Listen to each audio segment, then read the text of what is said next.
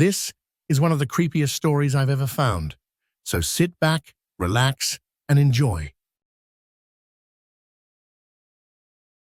My wife has been peeking at me from around corners and behind furniture. It's gone from weird to terrifying. My wife, Lynn, and I have been together for 6 years and married for 11 months. Our entire history together has been very normal, and never once have I noticed any weird behaviors or red flags. I can't stress enough how out of character this whole thing is for her. Lynn is very kind, intelligent, and thoughtful. She's always been the no-nonsense type of person.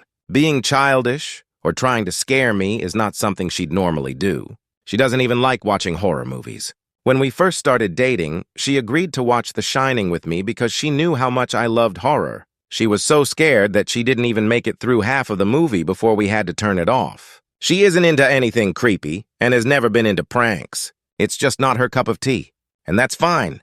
But that's what was so strange about this. It's just so unlike her. I should also add that she never had any mental health issues, and as far as I'm aware, it doesn't run in her family. I know some people are able to hide their mental health problems, but in the 6 years we've been together, I think I'd have seen some sort of sign. 2 months ago, I was in the kitchen making myself some coffee before work. I was running a bit late that morning and knew I wouldn't be able to make it to Dunkin' Donuts for my usual morning fix. I took a sip of my coffee as I hurried down the hall towards the front door, when I happened to notice Lynn peeking at me from around the corner ahead of me. I could only see her eyes and a strand of her long dark hair hanging against the wall. The rest of her body was concealed behind the corner. I nearly spilled my coffee when I saw her. I did burn the shit out of my lips. "Geez, Lynn," I said, wiping a few drops of coffee from my pants. "You scared the shit out of me." She immediately popped out of view like a little kid that had been caught. I heard her scurry off towards the living room, and by the time I got to the front door, she was out of sight. It was really weird, and just totally out of character for her, like I said, but I also found it kind of funny that she was being more playful and a little less serious. I shouted that I loved her and called her a weirdo. As I shut the door behind me, I heard her laughing. Her behavior was a bit odd, but it certainly wasn't something to call a priest over. I forgot about it by lunch, and by the time I got home, she was her normal self. I didn't bring it up, and neither did she, and life went on. The next incident happened 3 days later. It was around 2 a.m., and I had woken up to get a drink. I was standing at the kitchen island, jug of Oj in hand, when I felt a strong feeling that I was being watched. For whatever reason, I looked down at the floor and saw my wife's smiling face staring back. She was peeking at me from the other side of the island, staring up at me with wide, unblinking eyes and grinning. Grinning like the Cheshire Cat. I screamed, I'll admit it, not out of irritation, but fear. For some reason at that moment I was scared. At the sound of my scream, Lynn scuttled backwards out of my view, her hands and feet smacking the tile floor as she hurried out of the kitchen on all fours. I didn't run after her or even yell after her. I just stood there frozen in shock, wondering what fuck had possessed her to do that. It took me a little longer than I'd like to admit to go back upstairs, but I eventually did. When I got to our bedroom, Lynn was lying on her side, asleep, or at least pretending to be. I stood there for a while, watching her breathing to be sure she really was asleep. I had the feeling she might jump out at me the moment I got into bed, but she didn't. I climbed into bed and she didn't even move. Her breathing was soft and deep, and I was starting to wonder if I'd dreamt the whole thing. The next morning, I waited for her to come down for coffee, and after handing her a mug and kissing her cheek, I decided to ask her about it. "What was that about last night?" I asked, keeping my tone light so I didn't offend or embarrass her. She frowned over her cup of coffee, shaking her head like she had no clue what I was referring to. "You were peeking at me again? From over there," I said, pointing to the spot on the floor by the kitchen island. She followed my gaze, and when she looked back at me, she burst out laughing. She laughed so hard that I couldn't help but join her. "You creep me the fuck out sometimes, you know that?" I said. She giggled and set her cup on the counter and wrapped her arms around my neck. "You creep me out all the time. So I guess we're even," she teased. We said our goodbyes and left for work. As I drove, I kept thinking about how creepy it had been seeing her grinning at me from behind the island like that. The sounds her hands made on the floor as she crawled away. I told myself she was just trying to be silly. Just trying to join me in my love of all things horror. It's not like I was afraid of her. But it still didn't sit right with me. I started seeing her peeking at me more and more. Sometimes she'd be peeking out from behind the couch or living room curtains. Once she even managed to get inside her grandmother's old trunk that sits at the foot of our bed.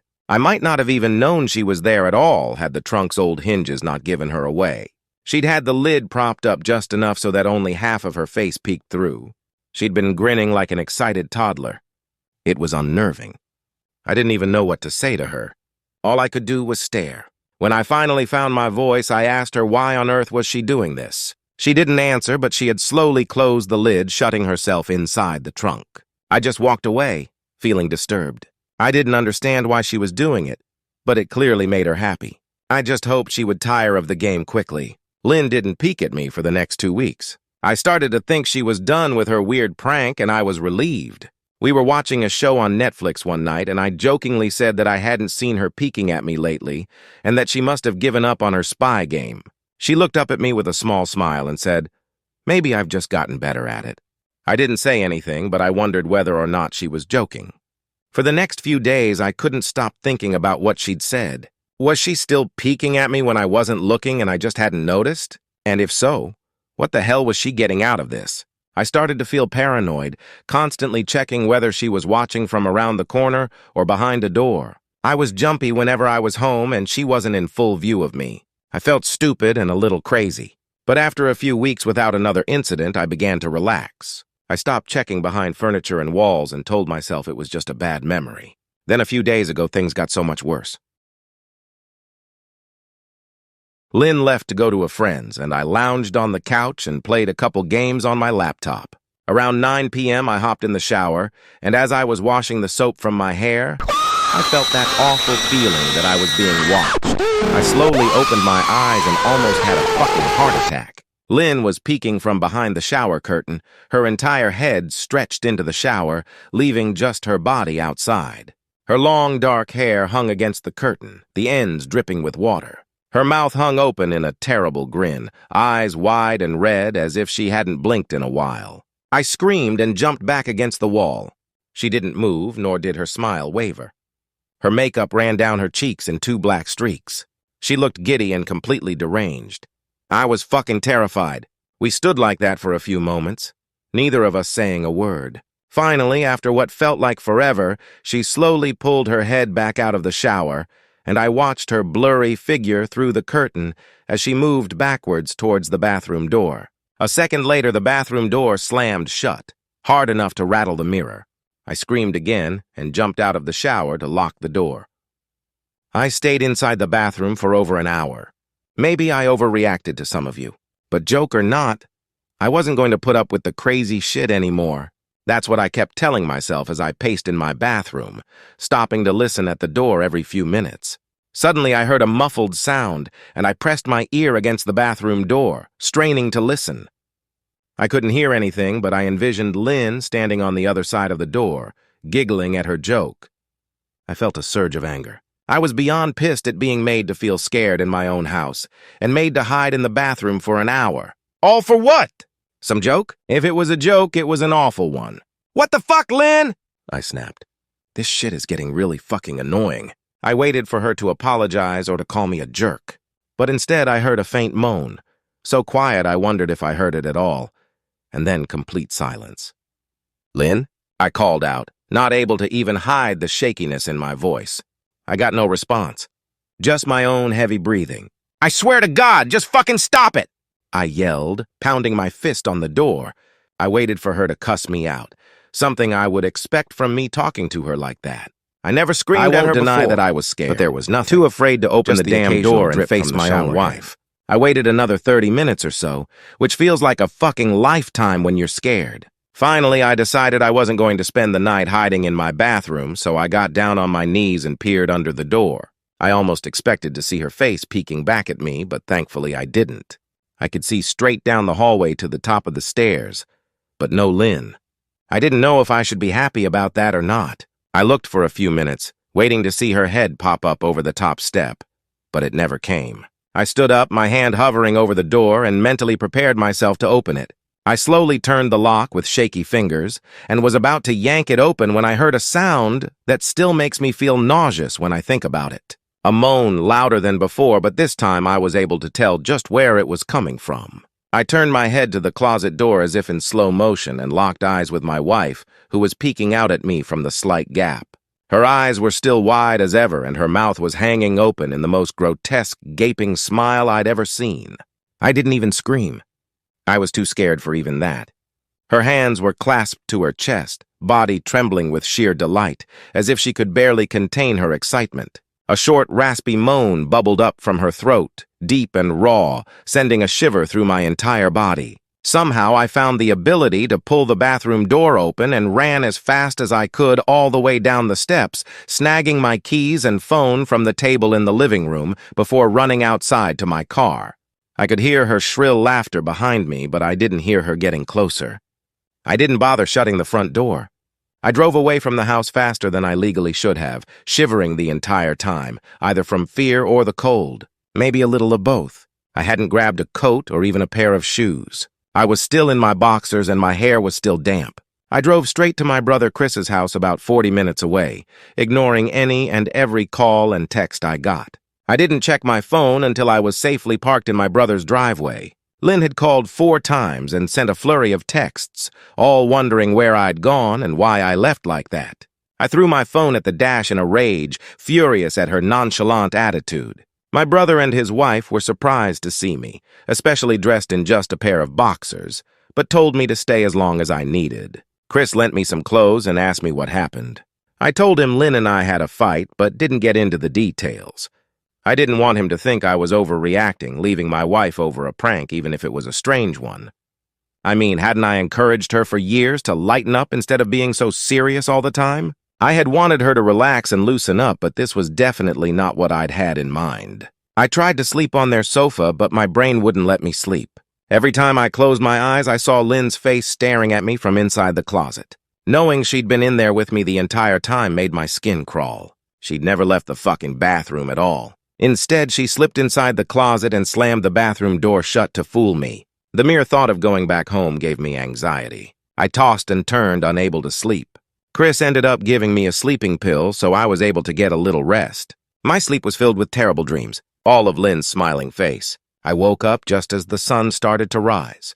My sore body ached from the sofa and I felt drained. I knew I'd have to call Lynn at some point, but I didn't know what to say to her. I wouldn't be going home unless she gave me her word she'd never do any more creepy shit. I just wanted my wife back.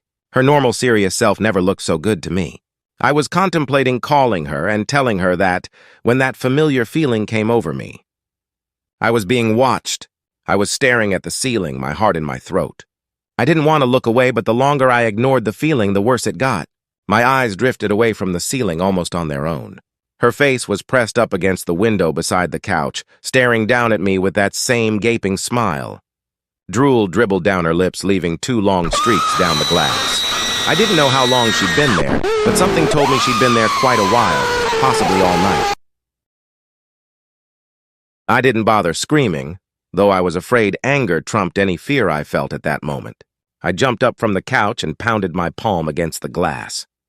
"Lynn! Are you crazy? What the hell is wrong with you? Just go home!" I shouted. "Now!" She didn't move, and her ghastly expression never changed. If anything, her smile only grew, as if she had never been more elated. I could hear Chris and his wife moving around upstairs. As if Lynn could hear them from her place outside, her head twitched slightly in their direction, and she began to close her mouth slowly. Chris called my name from upstairs, obviously concerned. I turned to see him and his wife Rebecca hurrying down the steps. When I turned back to the window, Lynn was gone. The only sign she'd been there at all was the 2 streaks of drool still dripping down the glass. I tried explaining to Chris and Rebecca about waking up to see Lynn watching me through their window. They were skeptical. Who wouldn't be? Chris and I went outside to the spot in front of the window, but there were no footprints in the dirt, just a slight indent. Animal, probably, Chris guessed, and I didn't argue. He and Rebecca assumed I dreamt the entire episode, but they didn't understand, and I was too tired to explain it to them. I called out of work that day and turned my cell off. I didn't want to face Lynn. Just talking to her was too much for me at that point. I really started to believe something was irreversibly wrong with her, that no matter what promises she made, we'd never be the same again. The thought saddened me to my core. I cried most of the morning. By noon, I figured I was ready to confront her. Give her one last chance to explain herself. I could at least give her that after 6 years, I told myself. I turned my phone on and saw the dozens of texts she'd sent, all from a seemingly concerned wife. Can we talk? I love you. Please call me. I'm really worried. Can you answer? Just come home. And more of the same. All texts telling me she loved me and she wanted me home. How worried she was. Not a damn one addressing the crazy shit she pulled. Like she hadn't been acting like a character from a Stephen King book. Even her texts were different. She normally texted novels just to tell me to pick up a loaf of bread. You'd think she'd have more to say to me after her bizarre shenanigans. I know it probably seems childish to some of you who are miles away from this situation. But if you saw the way Lynn had looked at me, how she scampered away on all fours like some wild animal, grinning at me from inside the closet like a lunatic, then I think you'd find my reaction was warranted. I ended up staying with Chris and Rebecca for another night. I didn't wake up yesterday until afternoon, and thankfully I didn't see Lynn's face watching me through the window. I don't want to pry because it's not my place. But is this fight something that can be mended? Rebecca asked. She'd made us both a sandwich for lunch, and I knew she wanted to breach the subject without seeming to be nosy. I don't know. She's like a different person, I said, choosing my words carefully. I still wasn't ready for her or Chris to know the full extent of the batshit craziness I had been dealing with. People change, Ben, but she's still the same woman you married. Maybe you both just need to talk through your issues. Whatever's going on, I'm sure it can be fixed. She said, ever the peacemaker. I think it's beyond that now. I don't think talking would help. I just don't trust her, I said. The words stung in my heart. I missed and loved my wife. But how could I live with someone like that? Living in constant fear didn't sound too appealing. Lynn loves you. She has to be absolutely crushed, she said. I don't know about that, I said. Well, she certainly seemed like it to me. I've never seen her so upset. Very much unlike the Lynn I know, Rebecca said, shaking her head sadly. It took a full minute for her words to really sink in, and when they did, I felt dread worming its way through my skin. Wait, what do you mean? You saw her? You saw Lynn? I asked, my mouth suddenly dry. Rebecca nodded casually as if that fact wasn't nightmare fuel. Maybe for her it wasn't. She stopped by this morning just after Chris left for work, she said, cleaning the plates from the table. I didn't see her car, though. Maybe she took an Uber or something. Beck, what did she say? Did she come inside? I asked, sweat starting to break out on my forehead. I began looking around, examining corners as though a predator lurked behind them. No, she just asked if you were awake yet, and I said that you weren't. I asked if she wanted me to wake you, but she said no. Just said to let you sleep, she said as she washed the dishes. That's all? She didn't say anything else? I asked. No. She looked awful, though, like she hadn't slept in days. I think you should call her. I got up from the table and thanked Rebecca for lunch. I felt a little bit better at the knowledge that at least she hadn't come inside. Still, I needed to double-check that the doors were locked. I sat for a while trying to figure out what to do next. I didn't want to go home, but I felt that I owed it to Lynn to help her if I could. Hadn't I swore an oath to love and honor her through sickness and in health? Clearly, she was very sick. If she was sick, which I truly believed she was, I had to try and get her the help she needed. But I didn't even know where to start. I didn't want to call the police, and besides, what the hell was I going to tell them? That my wife was peeking at me? That she was being creepy? As bizarre as she'd been, she still hadn't committed any crime. Not yet, anyway. The police would have probably said that I was overreacting. But this wasn't some prank. It felt wrong. Dangerous, even. Like something sinister lurked beneath her smile. I knew as her husband I was well within my rights to have her committed, but what if she simply acted normal in their presence? She'd obviously been able to fool Rebecca into thinking she was just a concerned wife. As long as the doctors didn't find her a danger to herself or others, they'd have no choice but to release her after 72 hours. I felt lost and overwhelmed, so I did what any husband in my position would do. I called her mother. I didn't want to, believe me. Her mother, Marianne, and I were never on the best of terms. We'd never fought or anything like that. She just wasn't a very warm person and wasn't really easy to get along with. She hardly ever smiled, and when she did, only her lips would move into a thin-lipped smile, leaving her eyes as blank as before. She gave off this aura that felt like she was permanently on the offensive. I'd only met her twice, and both times were for such short visits. I got the impression she didn't approve of me for her daughter. Lynn always ushered us out quickly, as she didn't want me to feel uncomfortable, which I was grateful for. Being in her mother's company felt almost unbearable. Like walking on glass. I was glad when we moved 3 states away, so we didn't have to see her often. I was happy to avoid the woman, but I needed her help. I really didn't want to talk to her at all, but I had to talk to someone, and someone who knew Lynn better than I did. So I grit my teeth and did what I had to. "Yes?" she answered, already sounding irritated. "Marianne, it's me, Ben. Do you have a minute to talk?" I asked. I could hear her cluck her tongue in irritation. "I'm in the middle of writing some checks, but if you insist, I suppose I can spare a moment." "What is it that you want to discuss, Benjamin?" she said coolly. "It's about Lynn. She's been acting strangely, and I was wondering if you had any idea whether there was something." I was quickly interrupted. "It's a bit difficult to follow your rambling, Benjamin. What is that you want from me?" she asked. I could almost see her standing there in her thin sweater and slacks, tapping her fingernails impatiently on the table. "I wanted to know if you'd ever noticed any odd behavior, or possibly any mental health issues," I asked. There was a long, uncomfortable pause that I couldn't tell was because she was just thinking or something else. Finally, after a few seconds, she spoke. "I'm not sure if this is one of your jokes, Benjamin, but if so, I don't find the humor in it. Now, I do have business to attend to, as I've said. So if you don't mind," she said. But I cut her off before she could get rid of me. "Marianne, it's not a joke. I'm sincerely concerned about Lynn's mental health. Her behavior has been very erratic lately. I'm very worried about her, and I figured as her mother you would be as well," I said, my frustration evident in my voice. "If you're truly concerned, then I suggest you get the health professionals involved." "I don't know what you expect of me," she snapped. I could tell she was seconds away from hanging up, and for some reason I was desperate not to let her. I had the feeling that she knew a lot more than she was letting on. "Please, if not for me, do it for Lynn." I tried. I heard a faint, shaky intake of breath, as if she were trying to hold her steely persona together but failing. "Marianne, what's where I started? Benjamin, I don't know what to tell you. My only advice would be to seek professional help. Do not call here again. Goodbye." I tried to call out to her, but she'd hung up. I tried to wrap my head around the call and her refusal to help me. Even if she didn't like me, why wouldn't she want to help her own daughter? I couldn't understand that.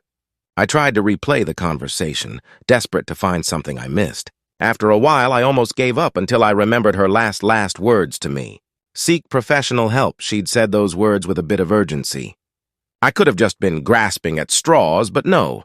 I was sure her voice had changed ever so slightly when she'd said that, as if they were very important. What had she meant?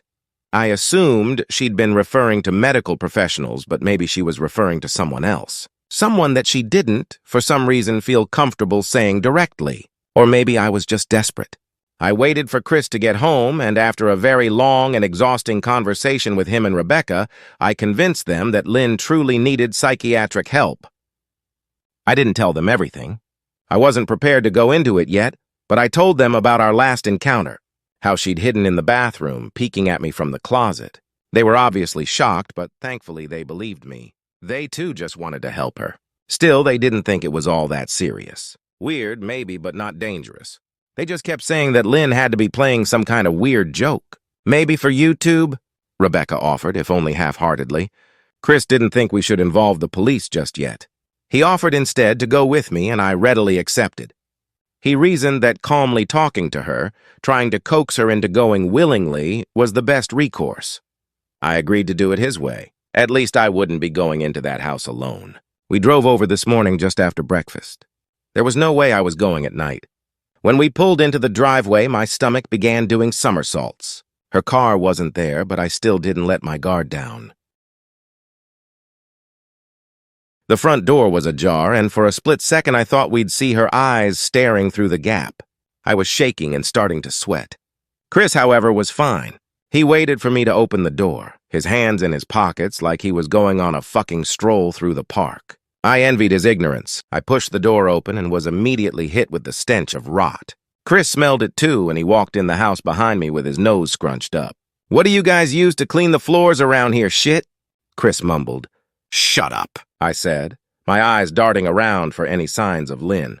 The house was deadly quiet and dark despite being 10 in the morning. All the curtains were closed up tight, refusing to allow any sunlight inside. If I hadn't left it just 2 days prior, I'd have thought the house to be abandoned. We moved through each room, carefully checking any place that she might hide, occasionally calling her name.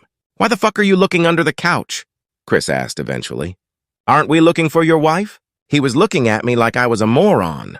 "Let's just go upstairs," I whispered.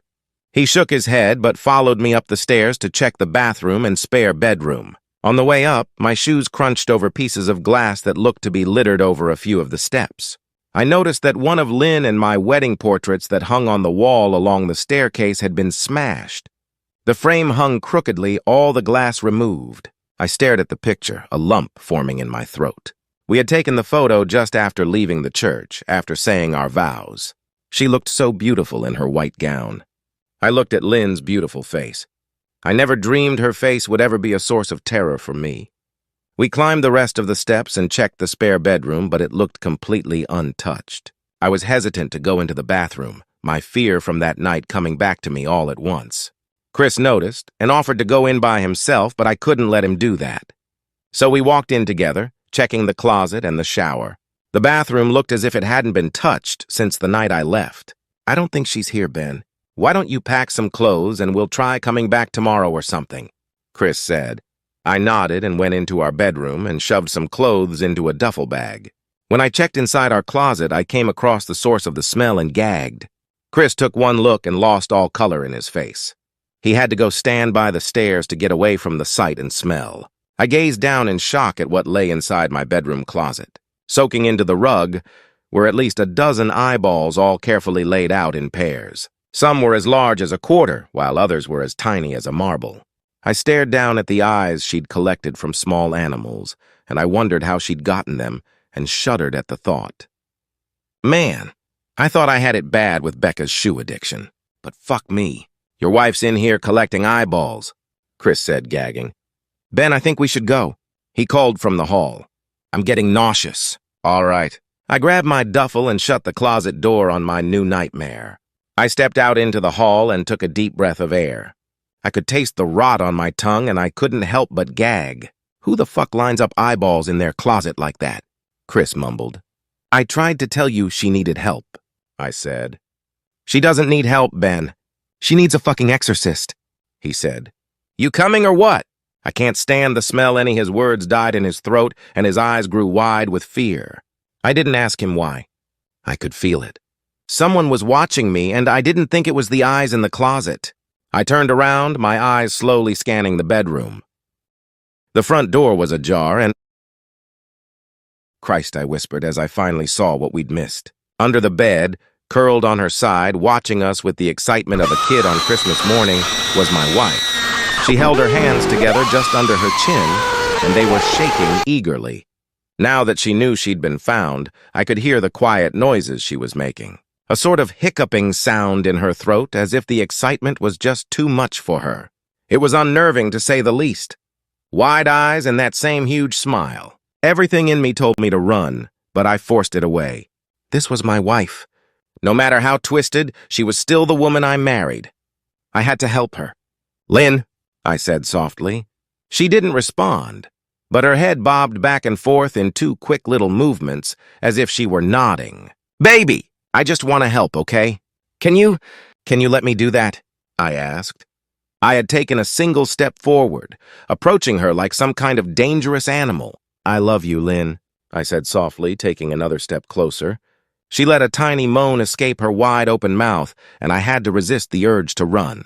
Her shoulders were starting to quiver, and her eyes grew as large as saucers.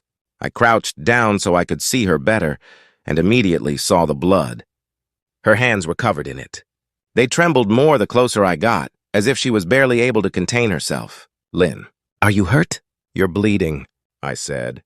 She bobbed her head again, her bloody fingers moving up and down as if playing an invisible piano. They occasionally grazed her chin, leaving smears of blood on her skin.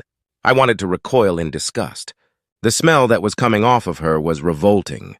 I could feel the vomit trying to climb up my throat. Her lips were dry and stretched thin, blood seeping between the cracks. I knew she wouldn't come out on her own, but I didn't want to leave her in the state she was in. I scooted closer and reached out to her. The excited hiccuping sounds got louder and her hands shook, fingers flexing. It was then that I could see the blood oozing from in between her fingers. "Oh my God, Lynn, you're bleeding," I said. Instinctively, I reached out to take her hand, but before I could even touch her, her hand sprang out towards me. A sharp pain shot through my arm, and I fell back on my ass. My arm burned, and I could see the blood dripping down onto the carpet. I looked back at her in shock and saw her grinning madly, her fingers clutching a large shard of glass. "You all right in there?" Chris asked from behind me. I turned my head slightly and nodded to him, cradling my arm to my chest. When I turned back to face Lynn, I saw that her focus had shifted. She wasn't looking at me anymore.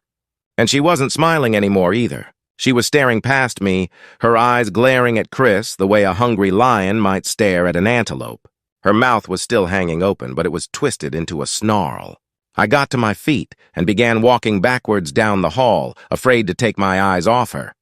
"Are you bleeding?" Chris asked. The moment the words left his mouth, Lynn started fast scooting out from under the bed, the glass shard still in her fist. "Chris, run! Go!" I yelled. He must have been too afraid to move because a second later I felt my back bump into him. He was still standing at the top of the stairs, staring at the horror that was my wife. Lynn had crawled completely out from under the bed and stood in the bedroom doorway, her face twisted in rage. Her whole body was visibly tense. Blood ran down her fingers and onto the floor. "Jesus, Lynn," Chris said. You, playing hide-and-seek?" I reached back and pushed him towards the steps. "Move your ass, Chris," I said as quietly but firmly as I could. Lynn bobbed her head in fast, sharp motions and began to grin, stretching her mouth open wider and wider so that her chin seemed to touch her chest. I heard Chris mutter a prayer, and then he was running down the stairs. I stood at the top of the steps, stuck between the love for a woman who clearly needed serious help and self-preservation. "I only want to help," I said, choking back tears. Her eyes focused on me once again as she slowly lifted the glass, holding it out in front of her. And then she started sprinting towards me, grinning with utter excitement. Thankfully, my body took over, and I flew down the stairs, skipping 2 or 3 at a time. I made it to the front door before I felt her leap onto my back, wrapping her arms around my neck, her open mouth next to my ear so that I could hear those terrible hiccuping sounds up close. I shook her off me, knocking her to the floor. I felt a searing pain in my back as she went, but I tore open the front door and bolted to my car. Chris was standing in the front yard, talking on the phone with the police. I didn't say a word, I just ran to my car and jumped in. Chris took the hint and followed me, still on the line with 911. I watched the rearview mirror, sure I'd see her there running after us. But I never did. I went straight to the ER and got 11 stitches in my arm and 3 on my back. The police asked a lot of questions and went back to the house to do a search, but of course Lynn wasn't there. They advised me to stay with a friend or relative for a while and to file a restraining order as soon as I could, but none of those things would matter. Somehow I just knew. I dropped Chris off at home and went to a motel an hour away. I wanted to put as much distance between me and Lynn as I could. This is where I've been for the last 4 hours. I thought maybe the police would find her, maybe they'd get her the help she desperately needs. But now I don't think so. Because 40 minutes ago I got a text from an unknown number. Just 3 words, "I found you," and a picture attached. The picture was dark and grainy, but I instantly knew what it was. There was no mistaking my wife's eye. I started typing this out immediately after. I don't know what... The Reddit thread ends with the narrator feeling as though he is being watched by someone or something. If you enjoyed this horror story, please consider subscribing to this channel for daily horror shorts and long-form horror stories such as this one.